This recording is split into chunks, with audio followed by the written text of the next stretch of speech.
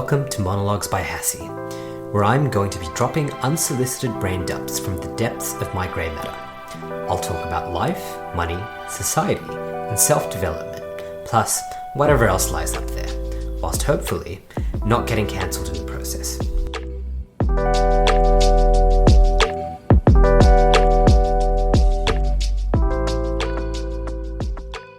This week, I've been exposed to a whole lot of luck. And I'm not talking about luck in my own life. I'm talking about luck in the lives of people I know personally and people who I don't know personally and who I only really know in quotation marks through mediums like Twitter. And it's really got me thinking about some content I consumed a few years ago now by a guy called Naval Ravikant, the founder of AngelList, and he basically states that there are 4 types of luck. And even though he reiterated this, I think originally this came from a guy called Mark Andreessen from Andreessen Horowitz. They're big investors. Basically, it states that there's 4 types of luck. There's blind luck, and this is the family you're born into, the country you're born into. If you were born into or you migrated to a country like Australia, USA, UK, even if you're probably listening to this and you have access to the internet, and maybe if you're young, you probably have had good luck because you've been born into the right time, the right conditions. Now, that might not be the case, but there's a good chance that if you can listen to this, you're lucky because you have the mental faculties and the ability to access not just this podcast, anything on the internet. So that's blind luck. The second type of luck is when you're very persistent in the pursuit of something or you're constantly hustling and you're just trying so many things that luck forms, right? You create opportunities and you're able to latch onto things. You're not too sure what's going to pop up, but you're doing so many things that something is bound to go right for you. And by so many things, I'm talking about positive things. And I feel like this is the stage of luck that I'm at in my life, the level 2 luck, where I'm just doing a lot of things. Of course, not everything will have a payoff, but hopefully. And I have had, type 2 luck is, I guess, the luck that I've definitely been pursuing more aggressively, because blind luck is not something you want to rely on. Naval always says that his goal was that if he was to be born multiple times as a very poor person, he wants to be able to work his way up in every type of simulation. And to get to that level where you can be wealthy regardless of your starting circumstances, this now relies on the latter 3 types of luck. So take blind luck out of the equation because it's the most useless type of luck.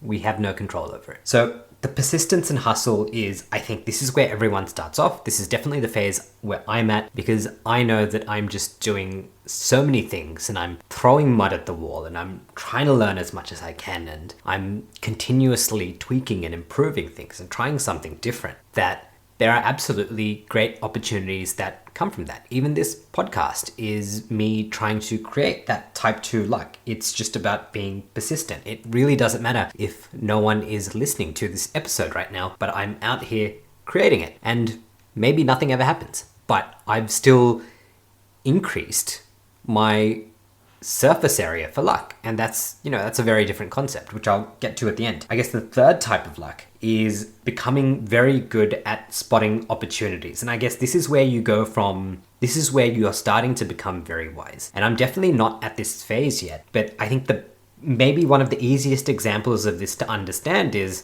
somebody who's very good at investing. And I'm not talking about the type of passive investing I do where I'm lazy and I don't do my research into companies and therefore I buy a broad index fund. But if you've got somebody who's looking at the fundamentals of a company and they can spot opportunities which other people around them can't inherently see, that is type 3 luck. That's where you're so attuned in your skill set that you can spot opportunities which are simply invisible to other people. You can now capitalize on those opportunities and you create luck. So all the great investors and even venture capitalists, right? If there's good venture capitalists and they get these startup ideas that come up in front of them. And if they can spot the opportunities that other people are passing on, then, that is the third type of luck. So, there's always that story that J.K. Rowling, when she wrote Harry Potter, she went to all these publishers and a lot of them rejected the book, right? But eventually one publisher said, yeah,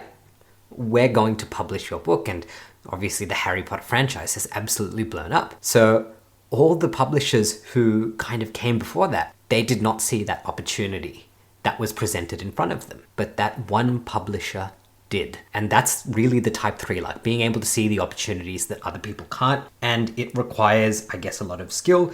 It's not something that you get straight away. So I recently updated my LinkedIn, and a little bit cocky, I've put in my headline that my role and what I see is the value I bring as being a purveyor of knowledge, somebody who deals with knowledge and information.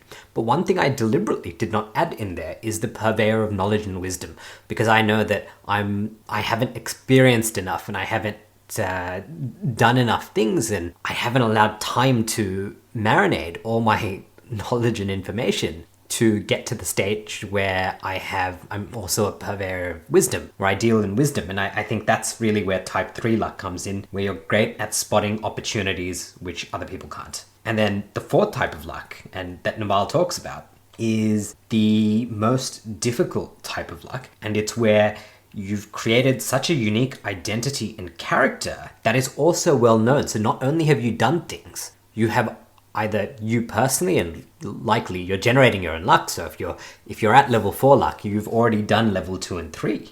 You're so well known in that particular domain that when somebody else becomes lucky, and they might run into blind luck or their level 2 or level 3 luck, that they will bring you into those transactions. And if I was to kind of pull up an example of this, somebody has created the next Facebook, but they say, you're an amazing advisor and we want you to sit on the board of Facebook.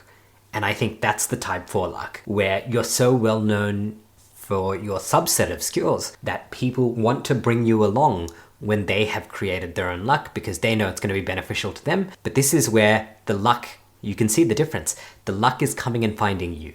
And really, with the hustle luck, with level 2 luck, you're out there trying to manifest something in the world. So you're learning something new, you're creating something, you're trying things. Maybe you're releasing a product out there, you've got a podcast, you've got a YouTube channel. That's really the hustle luck, because there's so many people doing that stuff. But for the most part, there's the concentration of success is very small in those domains, but people try. So that's type 2. And then type 3, even if you're somebody who spots luck and you can see an opportunity which other people can't, you need to find that opportunity yourself.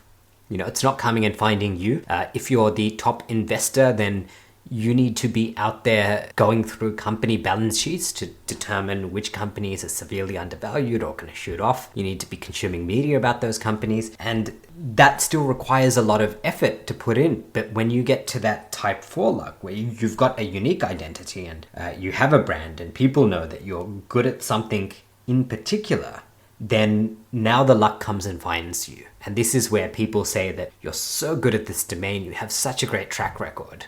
I've found a nugget of gold, but I want to share a piece of it with you, because I know that you can help magnify the value of what I've found. And that's that type 4 luck, when people come out and find you. So personally, I feel I'm at that level 2 phase, where I'm trying to create luck simply by being in motion and by creating value that I can share with people and just doing something. But it's not very structured.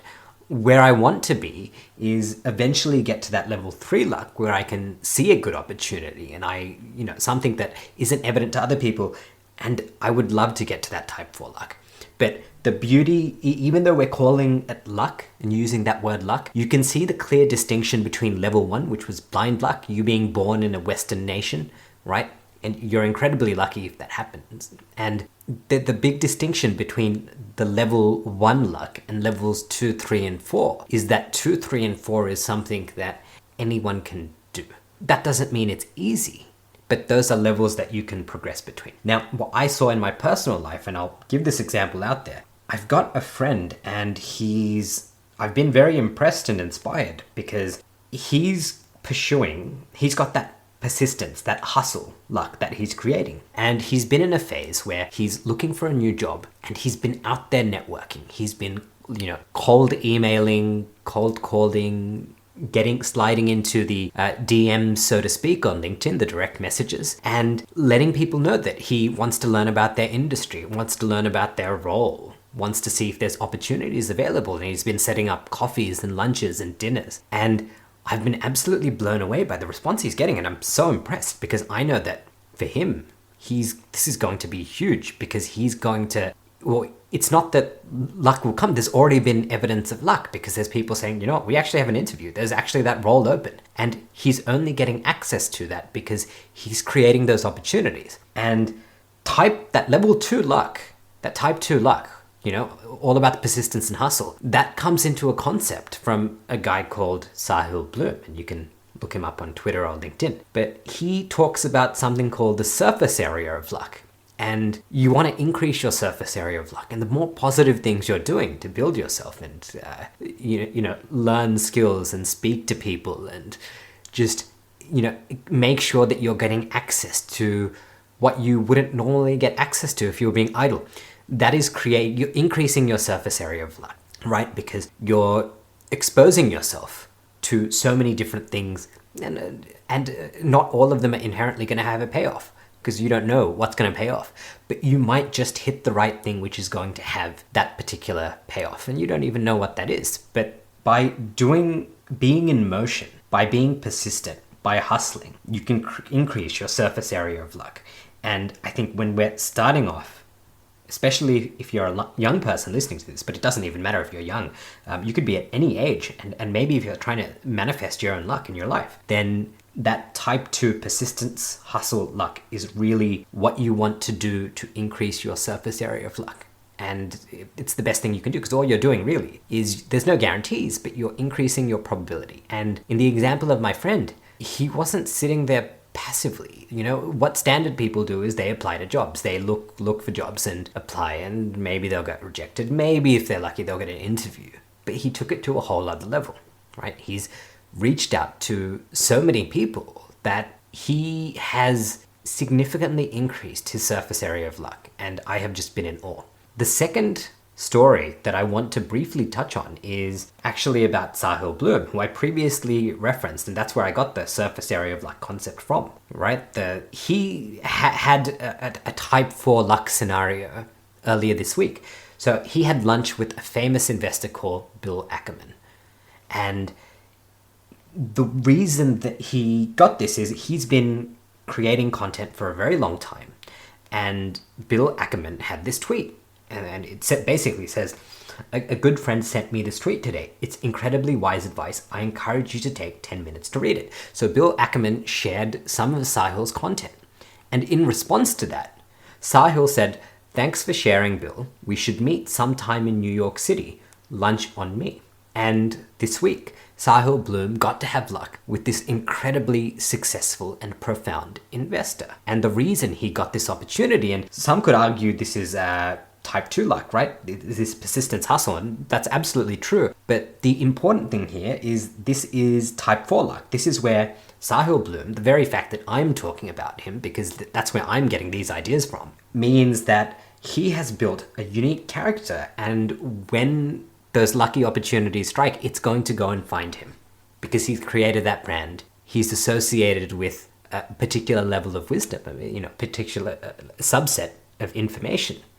And that has attracted this incredible investor to him. And I'm sure that by being able to go on this lunch with Bill Ackman, that has only increased, his surface area of luck, so to speak. So these are the 4 types of luck. And the first type, there's nothing we can do about it. It's blind luck. But when it comes to persistence and hustle, so level 2, when it comes to being good at spotting opportunities that others can't see, which is level 3, and level 4, when we as individuals have such a unique character and a brand that the opportunities and luck will come and find us. These are things which are all within our control, right? Not to say it's easy. And I've met, at the same time that I've seen this good luck, I've also seen people who see themselves as unlucky, but they fail to be grateful for their blind luck, and maybe they feel unlucky relative to other people, and they shouldn't, because they happen to live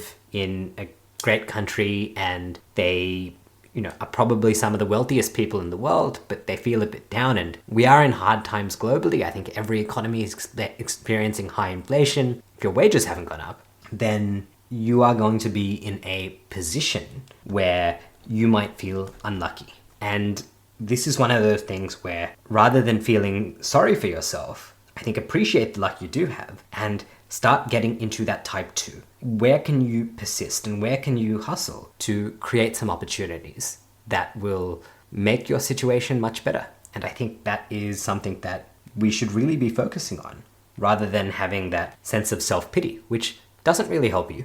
It's perfectly normal to have, but if you can find a way to cast that aside and focus on level 2 luck, you can start changing things for the better. So I'm going to leave it there. And maybe I will add one more thing, that I actually had some bad luck this week. I cracked the glass on my phone and there was a hailstorm and my car is probably going to be written off. But I don't really care about these things because there's so many other things that I'm focusing on right now, and there's luck that I need to be creating, my level 2 luck, that these are very simple write-downs that I'm going to have to do. I don't inherently feel bad about them. So now I will leave it there. And to everyone listening to this, I wish you great success and luck. The manufactured luck, types 2, 3, and 4 on all your endeavors.